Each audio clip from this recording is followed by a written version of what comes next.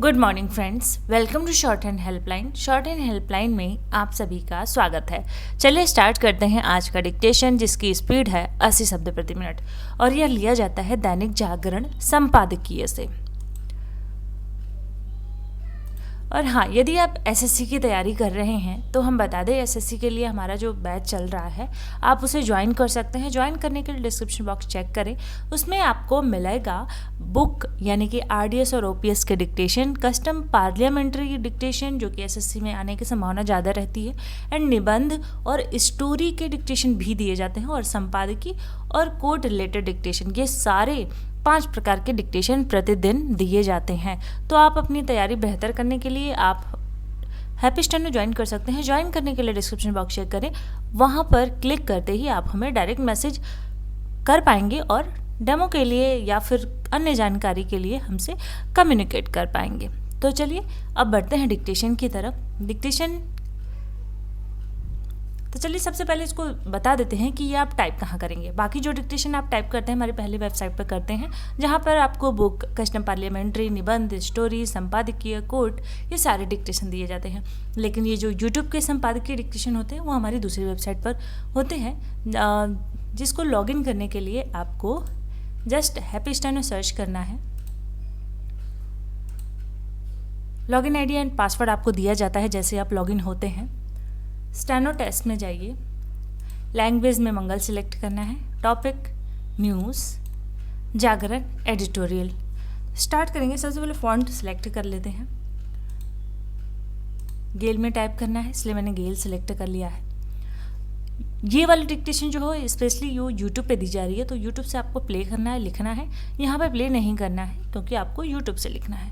Okay, and यहाँ पे select. चलिए यहाँ टाइमर स्टार्ट हो जाता है।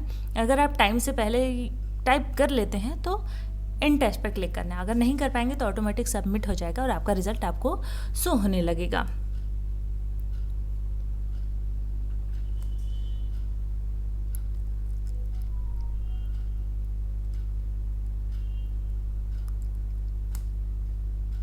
चलिए स्टार्ट करते हैं डिक्टेशन। ईडी और सीबीआई के दुरुपयोग का रोना रोते हुए सुप्रीम कोर्ट पहुँचे कांग्रेस समेत 14 दलों को जिस तरह वहाँ से खाली हाथ लौटना पड़ा, उसके लिए वे अपने अलावा अन्य किसी को दोष नहीं दे सकते। ओके, आप बैक स्पेस करके भी एडिट कर सकते हैं जो आपकी गलतियां हैं, लेकिन मुझे ज़्यादा टाइम नहीं लेना है, इसलिए एंटर करते हैं। और ज़्यादा गलतियां इसलिए की हैं ताकि आपको रिजल्ट पता चल सके। तो इतना ही टाइप किया है मैंने, तो इसलिए इतना ही रिजल्ट शो होगा। ईडी और सीबीआई मैंने गलत लिखा है। ग्रीन कलर में हमारा इनपुट शो होता है और यहाँ पिंक कलर में सही जो है वो यहाँ पे शो होता है, ताकि आपको पता चल सके कि सही क्या है। दुरुपयोग गलत लिखा है। का रोना, रोते मात्रा गलत लगाई है, इसलिए यहाँ पे गलत शो हो रहा है। रोते हुए सुप्रीम कोर्ट पहुँचे कांग्रेस समेत 14 दलों, ये गलत लिखा है। द जलो, यहाँ पे ये राइट भी शो हो रहा है, जो मैंने टाइप किया है वो यहाँ पे भी शो हो रहा है। को जिस तरह वहाँ से खाली यहाँ पे एक एक्स्ट्रा बढ़ा दिया था तो वो शो हो रहा है। हाथ लौटना पड़ा की जगह आ का मात्रा की जगह मैंने 1 लिख दिया है, तो यहाँ पे गलत शो हो रहा है। उसके लिए वे अपने अलावा अन्य ये हाफ कैरेक्टर है जो कि इनस्क्रिप्ट में फीड है और मैंने गेल में टाइप किया है, इसलिए यहाँ पे शो हो रहा है। सही होते हुए भी किसी को दोष नहीं दे सकते, इतना ही टाइप किया इसलिए इतना ही रिजल्ट शो हो रहा है। अब बढ़ते हैं डिक्टेशन की तरफ। अगर आपको ज्वाइन करना है तो आप हमें डिस्क्रिप्शन बॉक्स चेक करके मैसेज कर सकते हैं, या फिर ये जो पीडीएफ दी जाती है वहाँ पर यहाँ पे लिखा है SMS हियर टू ज्वाइन, तो यहाँ पे आप क्लिक करके भी हमें मैसेज कर सकते हैं।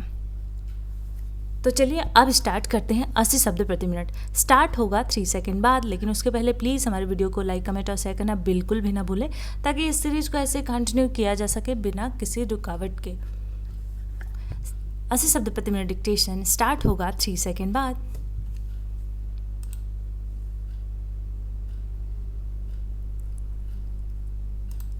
स्टार्ट। ईडी और सीबीआई के दुरुपयोग का रोना रोते हुए सुप्रीम कोर्ट पहुँचे कांग्रेस समेत 14 दलों को जिस तरह वहां से खाली हाथ लौटना पड़ा, उसके लिए वे अपने अलावा अन्य किसी को दोष नहीं दे सकते।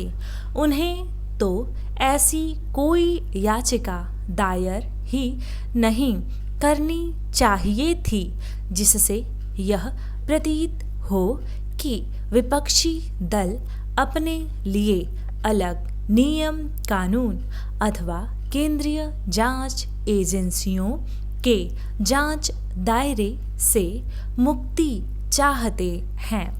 समझना कठिन है कि वे अपनी इस याचिका के जरिए कहना क्या चाहते थे।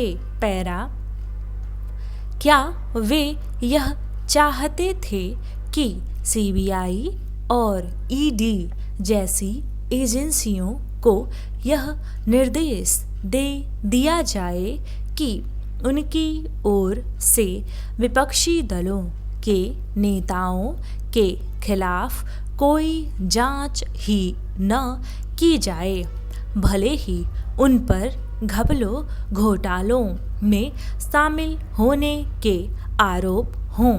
क्या वे यह चाहते थे कि भ्रष्टाचार के आरोपों का सामना कर रहे नेताओं को इसलिए गिरफ्तार नहीं करना चाहिए क्योंकि वे विपक्षी दलों के नेता हैं?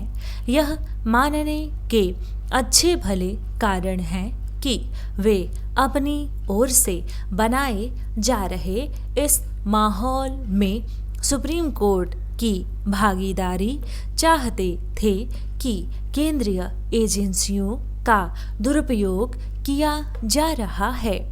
पैरा, यह अच्छा हुआ कि विपक्षी दलों के इरादों की पोल खुल गई और उन्हें सुप्रीम कोर्ट से साफ साफ यह सुनने को मिला कि उनके लिए अलग दिशा निर्देश नहीं बनाए जा सकते।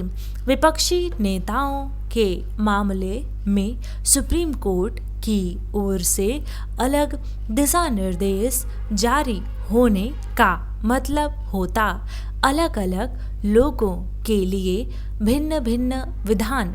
यह विधि के शासन और साथ ही लोकतंत्र की मूल भावना के विपरीत होता।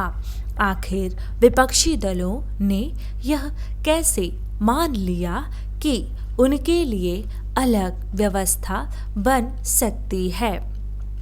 पैरा, सुप्रीम कोर्ट से निराश लौटे विपक्षी दल चाहे जो दावा करें, वे इससे इनकार नहीं कर सकते कि राजनीतिक भ्रष्टाचार एक सच्चाई है। इसी कारण पिछले दिनों प्रधानमंत्री ने सीबीआई से यह कहा था कि भ्रष्टाचारियों को बख्शा न जाए, भले ही वे कितने ताकतवर हों।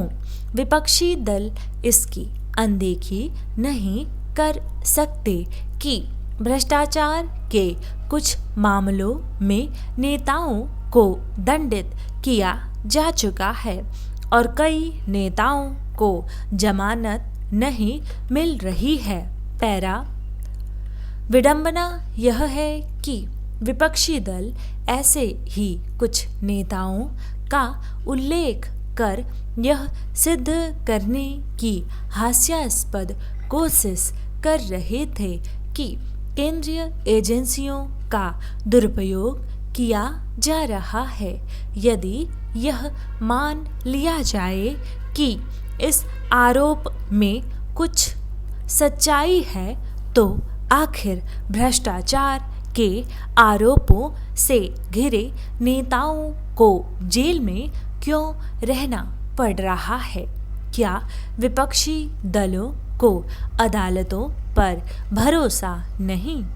14 विपक्षी दल चाहे जिन कारणों से कांग्रेस के नेतृत्व में एकजुट हुए हों, लेकिन इनमें अधिकांश ऐसे दल हैं जिनके नेता भ्रष्टाचार के चलते सीबीआई और ईडी की जांच का सामना कर रहे हैं। डिक्टेशन समाप्त हुआ। मिलते हैं नेक्स्ट वीडियो में। टिल देन आप हमारे चैनल को जरूर सब्सक्राइब कर लीजिए। धन्यवाद।